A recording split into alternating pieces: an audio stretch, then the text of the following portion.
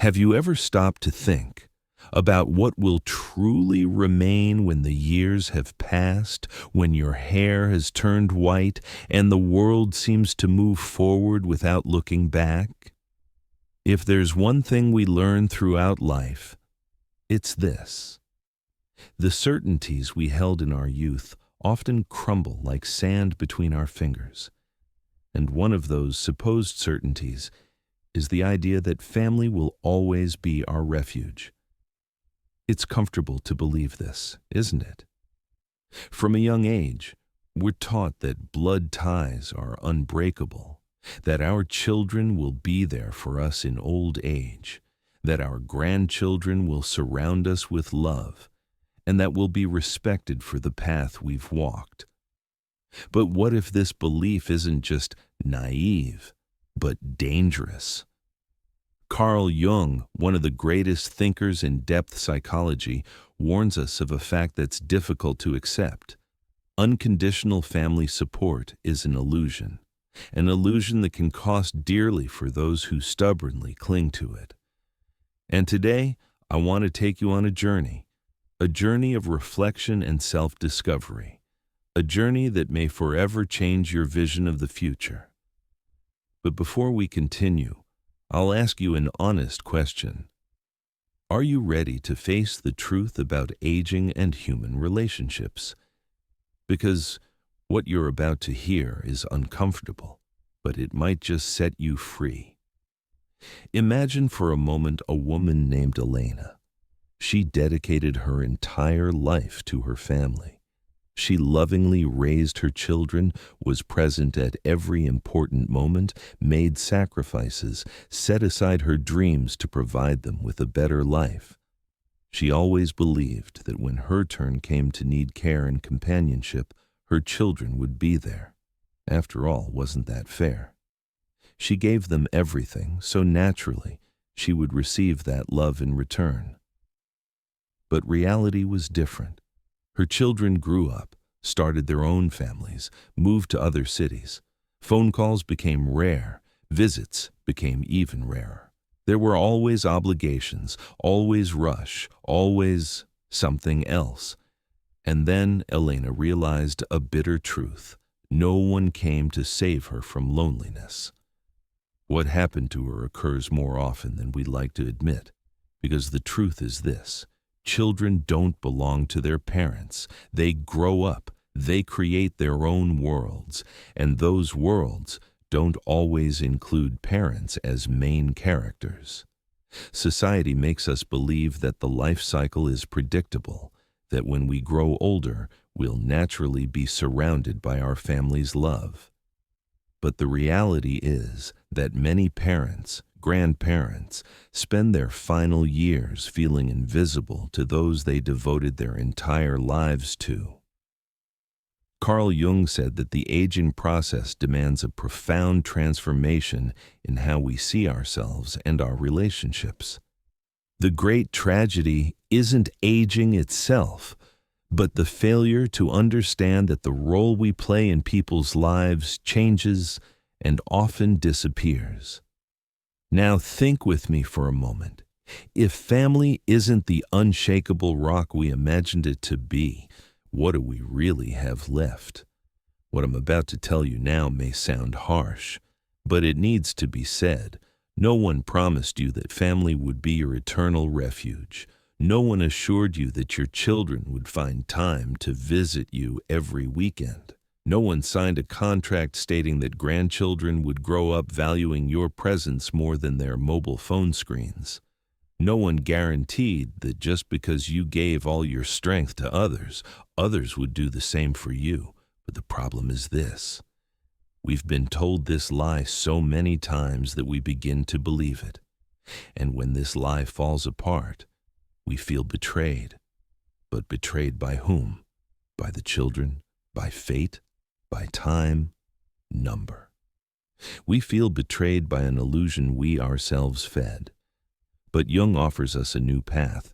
He teaches us that liberation comes when we understand that the only person who can guarantee us peace and security in old age is ourselves. And that's exactly what we're going to talk about now. If family isn't the unbreakable foundation we were told it was, what actually keeps us moving forward? The answer may be uncomfortable. What keeps us standing is what we build within ourselves. Schopenhauer, another great philosopher, said that true happiness cannot depend on anything external, because everything external can be taken from us, and family is part of that external world. Children can leave, partners can leave, friends can go their separate ways, but there's something no one can take from you. What Carl Jung, Schopenhauer, and many other great thinkers understood is this: the strength you develop within yourself is the only guarantee of a dignified future. And the big question is, are you ready to develop that strength? Looking back, how many people have you seen suffer because they invested everything in their family and were left alone? How many parents have you seen spending years waiting for a return that never came? How many grandparents spent their final days feeling like mere extras in the stories of their children and grandchildren? And now, the hardest question. What makes you think it will be different for you? If there's something you need to understand before it's too late, it's this: time doesn't wait. It won't give you a second chance to prepare better. And that's why in the next part of this video, we'll talk about what can truly guarantee a full and independent life after 60. The answer isn't in family. The answer isn't in children. The answer lies in something much deeper, much more powerful, and much more liberating. And I invite you to continue this journey with me, because what comes next may forever change your view of life. Have you ever wondered why some pains are harder to heal than others? I'm not talking about physical pain, the kind that time, rest, or medicine alleviates. I'm talking about invisible wounds, the ones born when we expect something from someone and face the void of indifference. Expectation is a slow poison, a silent promise we make to ourselves, not realizing that no one but us has signed it. From an early age, we're taught that true love comes with reciprocity. If we care for someone, they'll care for us. If we're always present, they'll be there too. If we sacrifice our desires for others, they'll recognize it and reciprocate. But then time passes, life moves forward, and one day we realize a bitter truth. Not all love manifests the way we expect. Does this mean people don't love us? Not always, but it does mean that their love follows its own logic, not ours. Carl Jung teaches us that human suffering arises from the collision between our internal projections and external reality. The more expectations we create, the stronger the disappointment when they're not met. And perhaps, without realizing it, you've found yourself trapped in one of these illusions. Let's go back in time for a moment. Imagine a woman named Laura. Laura is 73 years old, and she's dedicated most of her life to her family. She raised 2 children, made sacrifices they'll never know about, gave up her dreams, struggled with financial difficulties, worked night after night. She's proud of what she accomplished, because for her, love has always been synonymous with labor. But today, looking at the life she built, Laura feels invisible. Her children don't call as often as she'd like. When they do call, they always seem rushed, distracted, unable to understand that she needs a long conversation. The question, "How are you?" isn't just a formality for her. When the grandchildren appear, they're glued to their mobile phones. And the friends she had in her youth, many are gone, others lost to time. Laura asks herself, what did she do wrong? What mistake did she make to deserve this forgetfulness? But that's not the question she should be asking. The right question is, did they forget her? Or did Laura simply expect something that was never promised? Laura isn't alone. Perhaps in some way, you've already felt the same thing. Perhaps you helped someone who never thanked you. Perhaps you waited for recognition that never came. Perhaps you trusted someone who let you down. And the hardest thing to accept is this: the mistake wasn't that you loved. The mistake wasn't that others didn't respond the way you'd hoped. The mistake was the invisible expectation that formed between you. Jung teaches us that much of human suffering comes from the illusion that another person owes us something, and this illusion can imprison us in many ways. Sometimes it arises within the family, as in Laura's case. Sometimes it manifests in friendships when we expect more attention than we receive.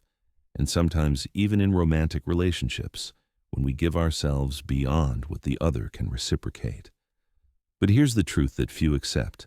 No one owes anyone anything, and the sooner we understand this, the sooner we'll free ourselves from the vicious cycle of disappointment and resentment. So what should we do? Simply stop loving. Stop investing in others. But we need to change the direction of our gaze. Instead of asking yourself, why don't they value me? Or why don't they reciprocate? Start asking yourself, what can I do to strengthen myself emotionally? How can I be happy regardless of other people's reactions? What do I actually control? Because at the end of the day, you don't control the love of others, but you control the love you develop for yourself. You don't control whether your children call you every day, but you can build a rich, purposeful life so that even if they don't call, you still have reasons to smile. You don't control whether those around you recognize your efforts, but you can learn to live in such a way that such recognition isn't necessary for your peace. And Jung gives us an important key to this process. Detachment is not the absence of love. It's emotional freedom. When you stop waiting for others to fill the voids that only you can fill, something magical happens. Resentment dissolves, longing loses its power, and loneliness becomes a choice, not a punishment. The question is, are you ready for this change? Perhaps this conversation has awakened something inside you. Perhaps you've realized that you've spent much of your life disappointed because you expected too much from others. And if that's the case, know this: it's not too late to change. It's not too late to free yourself. It's not too late to build a new foundation. But for that, you need to understand something fundamental. And that's what we're going to explore in the next part. Now comes the most important part. Because it's not enough to just understand the problem. True transformation only happens when knowledge becomes action, and that's exactly what we're going to do now. Because today, you won't just reflect. Today, you'll start acting. Break free from emotional dependency. The first change happens within you, and for that you need to understand one thing. Love cannot be a prison. What does this mean? It means learning to love without expecting anything in return. It means freeing yourself from the belief that others are obligated to fill your voids. This doesn't mean you should distance yourself from your family, friends, or people you love. It simply means that your well-being cannot depend on their actions. If someone calls you, great. If someone visits you, wonderful. But if they don't, you'll still be okay. Because you didn't build your world on someone else's presence. The greatest proof of love you can offer yourself is to become emotionally free. Build your financial security. If there's something that robs a person of peace, it's financial uncertainty. Because without money, you have no choices. And without choices, you have no freedom. So if today you haven't yet started structuring your financial security for the future, start now. And your age doesn't matter. If you're 30, good, you have time. If you're 50, there's still much that can be done. If you're 70, perhaps there isn't as much time, but there's still room for smart decisions, because the worst mistake isn't starting late, it's never starting at all. So ask yourself, do you have an emergency fund? Do you have a source of income beyond what you receive from your pension or current job? Are you learning to manage your resources so you don't depend on others? If the answer to any of these questions is no, then from this moment forward, this must be your priority. And if you don't know where to start, seek knowledge. After all, financial freedom isn't about how much money you have. It's about how much you can live without depending on anyone. Embrace solitude as your ally. Remember what we said about loneliness? It only becomes punishment for those who don't know how to use it. But for those who learn to live well with it, it becomes one of life's greatest gifts. So here's a challenge. Spend an entire day in your own company. No social media, no television, no random conversations filling the silence. Just you. And on that day, pay attention to what you feel. If there's discomfort, It means there's something inside you that needs work. But if peace arrives, you'll discover something rare and powerful: the freedom to be enough for yourself. Carl Jung said that a person who has found peace in their own solitude will never be hostage to anything or anyone. And this peace is something no one can take from you, unless you allow it. Step 4. Develop what no one can take away. Time demands much. Appearance transforms. Relationships change. Material goods come and go. But there's something that nothing and no one can take from you: what you've learned throughout your life, the knowledge you acquire, the reflections you deepen, the clarity of mind you create. This will stay with you forever. If there's a way to ensure your mind remains sharp and your soul continues to grow, it's this: never stop learning, never stop reflecting, never stop questioning and seeking answers. Because in the end, your freedom isn't defined by what you have, but by who you become. Now tell me, who do you want to become? If you've come this far, it means you're ready. Ready to change, ready to take control of your life, ready to build a future where you're the only one responsible for your peace. But none of this will happen without the first step. And that's why I want to invite you. There's a method that can help you absorb and apply everything we've talked about here in a practical way. This method is called the Jung method. 5 minutes a day for inner peace and mental clarity. This isn't just a book. It's a guide for everyone who wants to break free from emotional dependency, find strength in solitude, and develop truly independent thinking. And the best part? You only need 5 minutes a day to begin this transformation. If you want to take the first step, the link to the book is in the pinned comment of this video. And now I ask you, will you simply listen to this message and continue living the same way? Or will you act and change your life while there's still time? The decision is yours. If this video made sense to you, don't let this reflection get lost. Leave your comment below. Tell me which moment impacted you the most, or how you see this theme in your life. And if you want to share anonymously, feel free. What matters here is your voice. And before you go, do something important. Like this video. That way, this message can reach more people. Subscribe to our channel, because here, every week, we bring reflections that can change your view of life. Thank you for being here. Thank you for having the courage to face uncomfortable truths. And remember, your freedom begins the moment you stop waiting for others to give you what only you can build within yourself.